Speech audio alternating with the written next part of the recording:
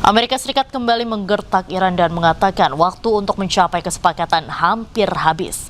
Jangka waktu serangan Amerika Serikat ke Iran diperkirakan terjadi dalam sepekan ke depan.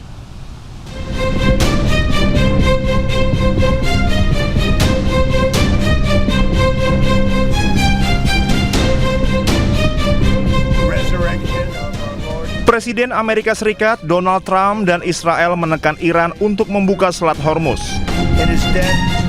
Jika menolak membuka Selat Hormuz, Amerika Serikat dan Israel akan menyerang infrastruktur energi Iran. Trump mengatakan tenggat waktu terbarunya kepada Iran untuk mencapai kesepakatan guna mengakhiri perang semakin dekat. Israel sedang mempersiapkan serangan terhadap fasilitas energi Iran dan sedang menunggu persetujuan Amerika Serikat. Jangka waktu serangan tersebut diperkirakan sepekan ke depan. Trump sebelumnya juga mengancam akan menyerang pembangkit listrik Iran jika tuntutannya tidak dipenuhi.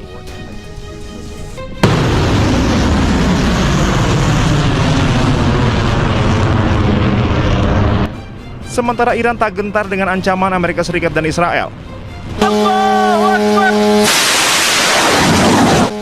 Iran menolak proposal gencatan senjata 48 jam dari Amerika Serikat dan menuntut ganti rugi perang serta penarikan pasukan Amerika Serikat.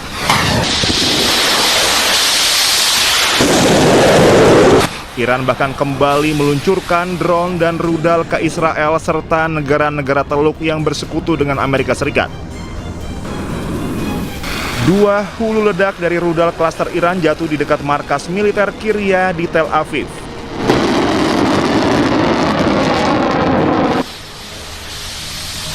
Iran juga meluncurkan drone ke instalasi radar Amerika Serikat dan sebuah pabrik aluminium yang terkait dengan Amerika Serikat di Uni Emirat Arab. Tak hanya itu, Iran juga menyerang markas militer Amerika Serikat di Kuwait sebagai balasan atas serangan mematikan terhadap pusat industri Iran. Tak hanya berdampak pada krisis energi, dampak perang kini menyasar pada naiknya harga plastik di Indonesia. Bahan baku plastik nafta berasal dari Timur Tengah digunakan untuk berbagai industri.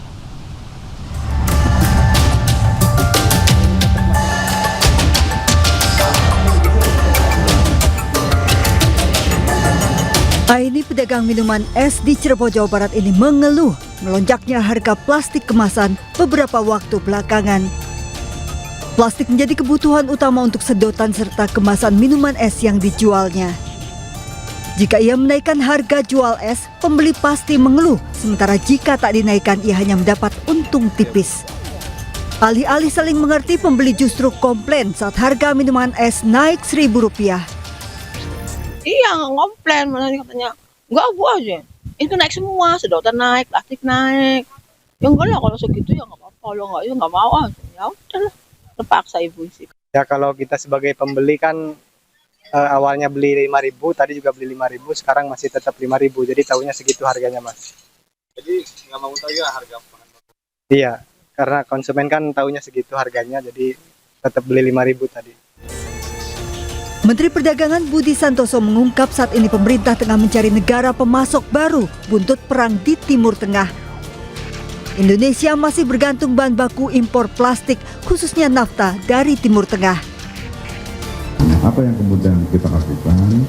Kita sekarang mencari alternatif pengganti atau alternatif dari negara lain. Dan kita sudah melakukan misalnya dari negara Afrika, India, dan Amerika. Memang ini butuh waktu Pak ya, karena kan tiba-tiba dari Timur Tengah harus pindah ke negara lain. 70% nafta yang digunakan di seluruh dunia berasal dari Timur Tengah.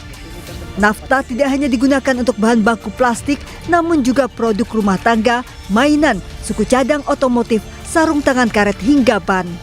Tim Liputan iNews melaporkan. Sementara itu dampak perang Amerika Israel dengan Iran juga dirasakan rakyat Pakistan. Harga bahan bakar minyak melonjak drastis dan masyarakat pun kesulitan mendapatkannya.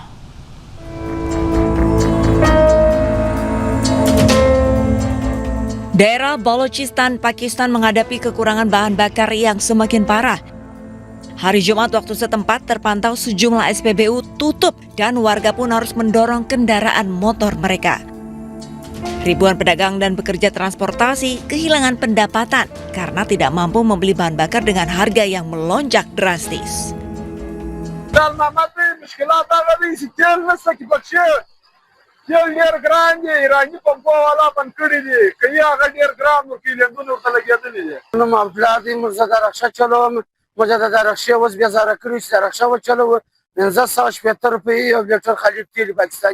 ایرانی پیدا کیږي نه په 400 روپۍ یو لیټر خالي تیل دی اوس هم بیزاره کړي د رخصه په خدای وځ په بیزاره چې وی درو کسه ستاري کرایه نه ورکې چې 500 روپۍ لاري او و 300 روپۍ درکو.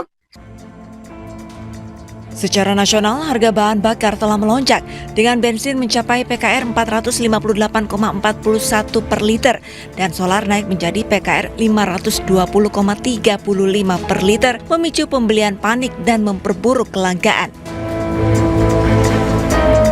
Dampaknya menyebar ke seluruh kehidupan sehari-hari dengan transportasi yang melambat, rantai pasokan makanan yang tertekan, dan biaya pertanian yang meningkat karena harga solar yang lebih tinggi. Pemerintah setempat telah menerapkan langkah-langkah penghematan, termasuk 4 hari kerja dan peralihan ke sekolah daring dalam upaya mengurangi konsumsi bahan bakar. Gelombang protes pecah di Pakistan setelah pemerintah menaikkan harga bahan bakar secara tajam, dipicu lonjakan harga minyak dunia akibat krisis di Timur Tengah.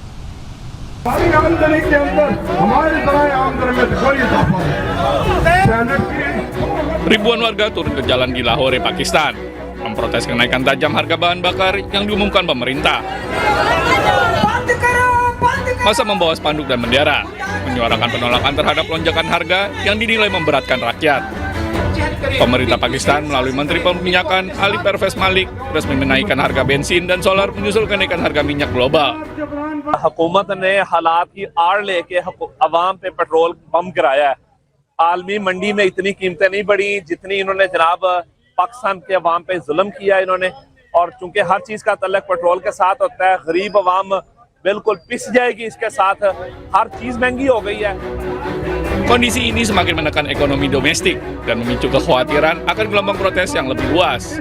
Di tengah situasi yang memanas, masyarakat mendesak pemerintah segera mengambil langkah untuk menstabilkan harga dan melindungi daya beli rakyat. Sementara itu, lebih dari 5 pekan konflik Amerika-Israel dengan Iran belum juga ada tanda akan dibukanya Selat Hormuz yang menjadi lalu lintas 20% kebutuhan minyak dunia. Parlemen Iran tengah menyusun rancangan undang-undang untuk menetapkan biaya bagi tiap kapal tanker jika melewati Selat Hormuz. Biaya $1 Amerika Serikat jika 1 unit kapal tanker mengangkut 2 juta barel minyak. Ini artinya harus membayar 33 miliar rupiah tiap kapal sekali melintas.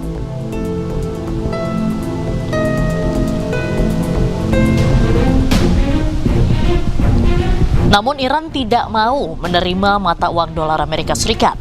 Iran meminta pembayaran menggunakan mata uang Cina, yuan, atau menggunakan aset digital stablecoin. Meski kapal menyanggupi pembayaran, namun ternyata tidak serta-merta bisa melintas langsung. Kapal tanker harus mengikuti prosedur yang ditetapkan oleh Garda Revolusi Iran.